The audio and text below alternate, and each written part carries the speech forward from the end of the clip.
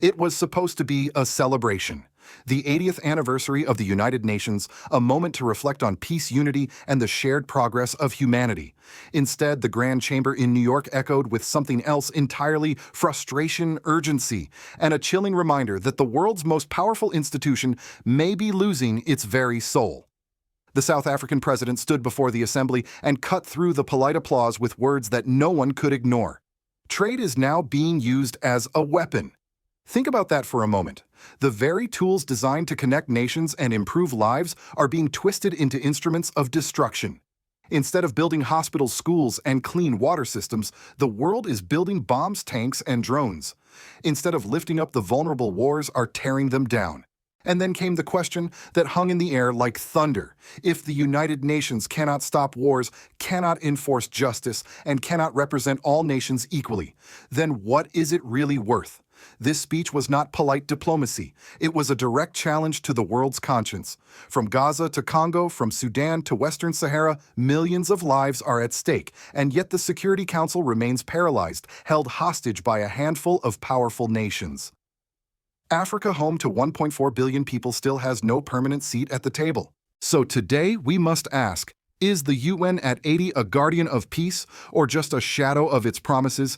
Can an institution built in 1945 still protect humanity in 2025? Or has the time come for nations like South Africa and voices rising from Burkina Faso under President Ibrahim Traore to lead the way toward a new global order? Stay with us as we dive into the words that shook the United Nations and what they mean for the future of Africa, America, and the entire world.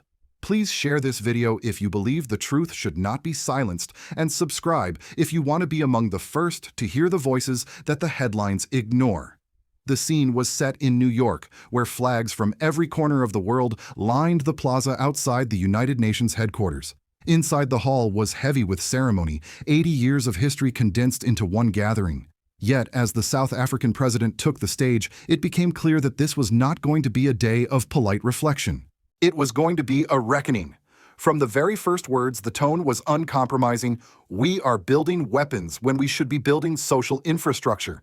This was not just another line in a long speech. It was a mirror held up to the global order.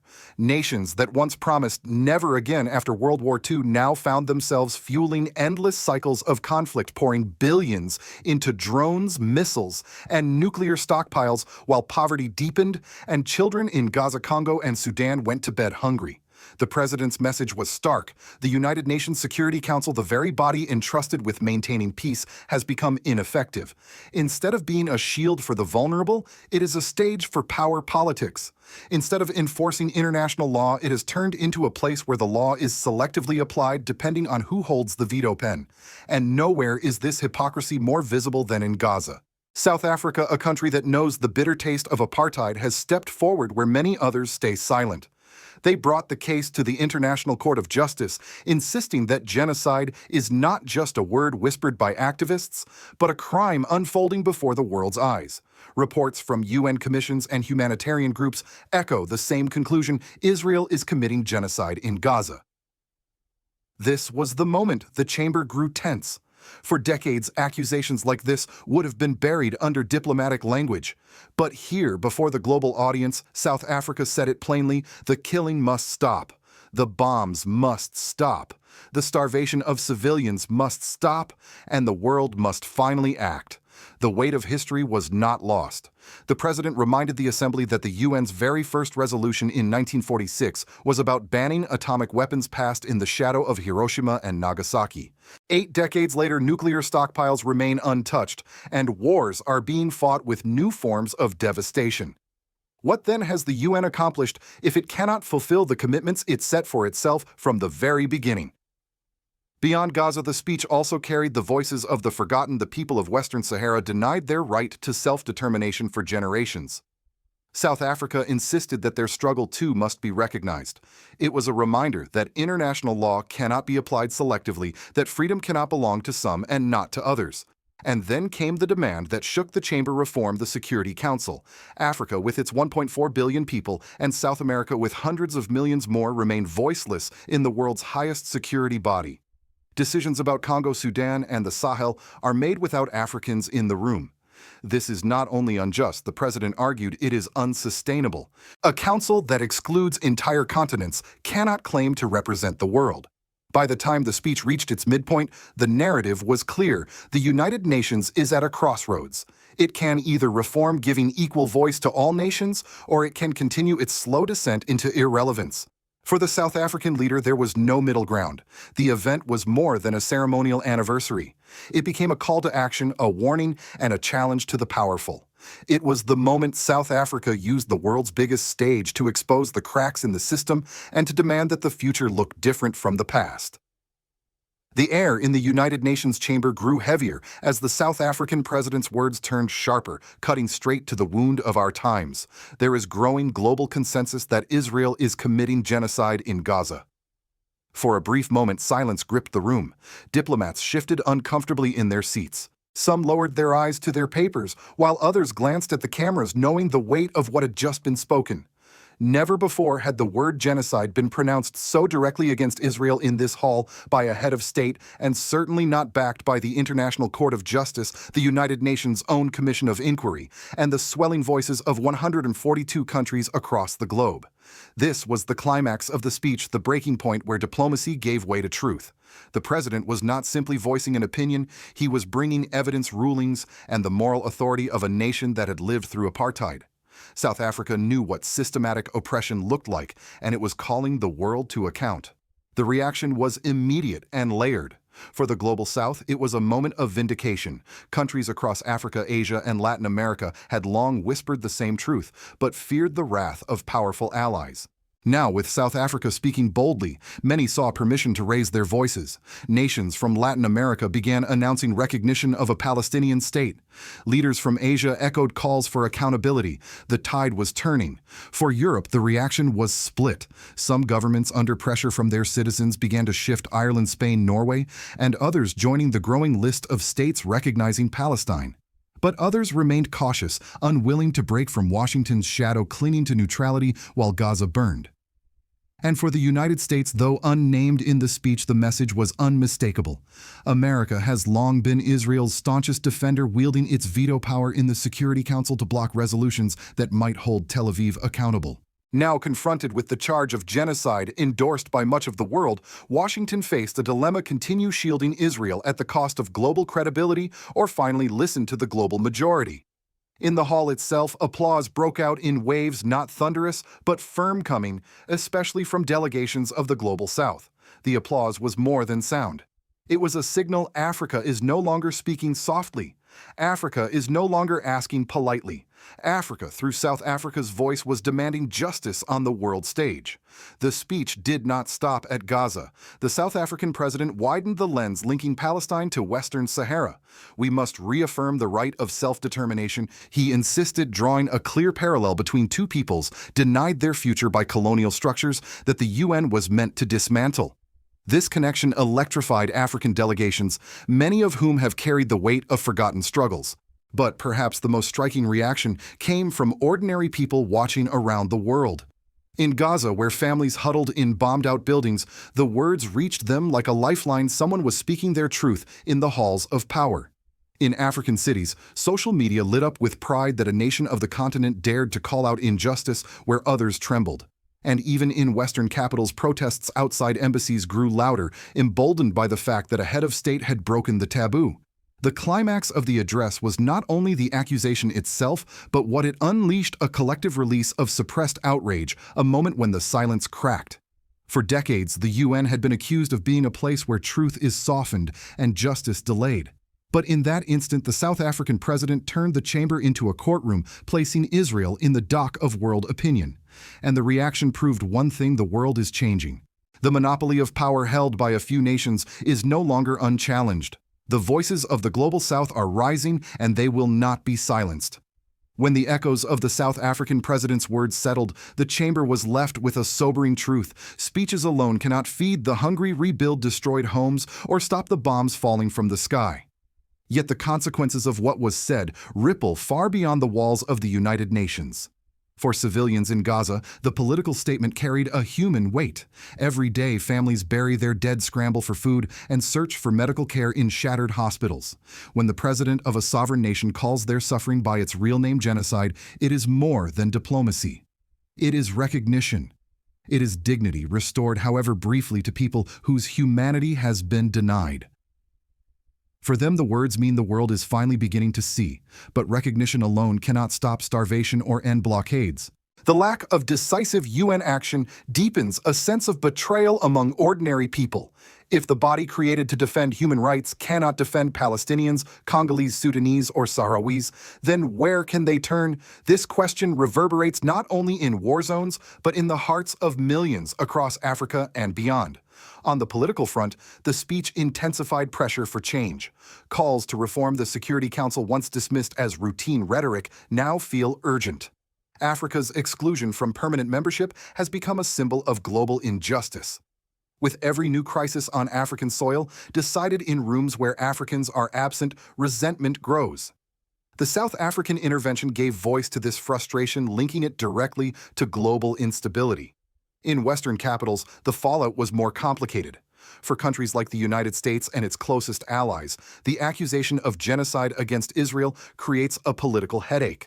To continue offering unconditional support while much of the world moves toward recognition of Palestine risks isolating them diplomatically. Already, the two-state solution has gained new momentum with more than 142 countries backing it. The political cost of ignoring this tide is rising. Meanwhile, within Africa itself, the speech has emboldened governments and movements that long felt sidelined.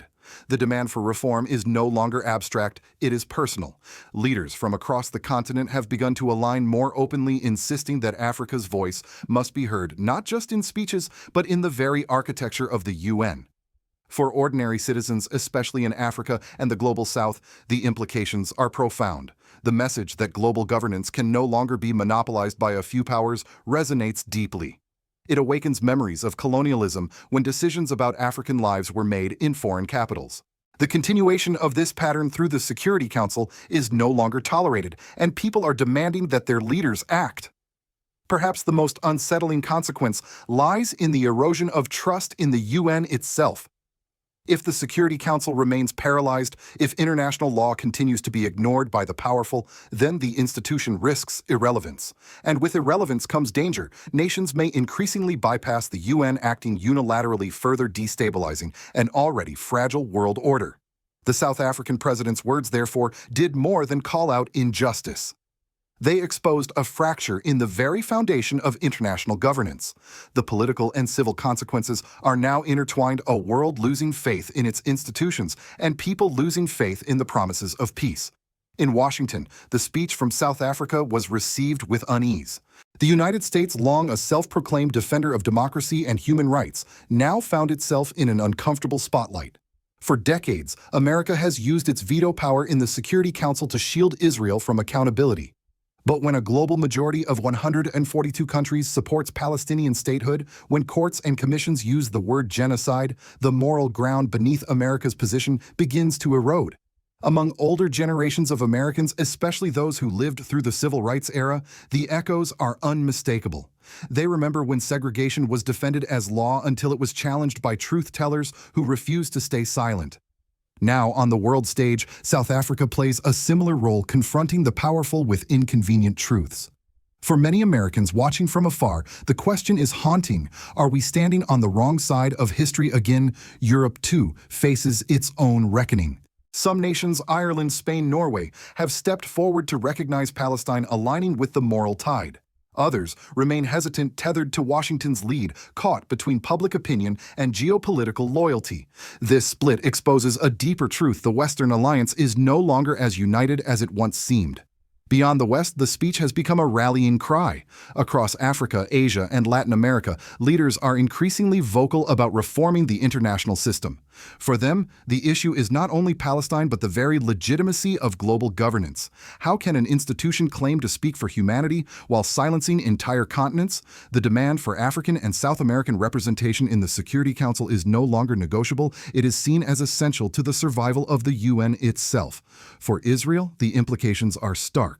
The word genocide carries legal consequences that could lead to sanctions, international isolation, and even prosecution of leaders. While Tel Aviv rejects the charge, the very fact that it is debated at the UN with such force marks a turning point. Once untouchable, Israel now faces a legitimacy crisis in the court of global opinion. And then there is Africa itself. From Cairo to Cape Town, from Ouagadougou to Addis Ababa, citizens are watching with renewed pride. The continent, once dismissed as a silent spectator, is becoming a moral compass for the world. Leaders like South Africa's president and figures such as Ibrahim Traore of Burkina Faso symbolize a shift. Africa is no longer asking for permission to speak. It is leading conversations that others avoid. The global picture is unmistakable. A world once dominated by a few powers is now multipolar, fractured, and searching for balance. The United States can either adapt, embracing reform, listening to the global South, and reclaiming moral leadership, or risk isolation as the tide of history turns. For older Americans, this moment is more than foreign policy. It is a reminder of the timeless question that defined their own generation. When injustice becomes visible, will we remain silent, or will we finally act? 80 years after the founding of the United Nations, the world is forced to confront a painful truth. The very institution created to safeguard peace is in danger of losing its meaning. What was once a beacon of hope now risks becoming a hollow stage where powerful nations dictate and the vulnerable are ignored. The South African president's speech did more than expose flaws, it rang an alarm bell for humanity. If the Security Council cannot stop wars, if it cannot protect civilians from genocide, if it cannot even give Africa and South America a permanent seat at the table, then what future does it have?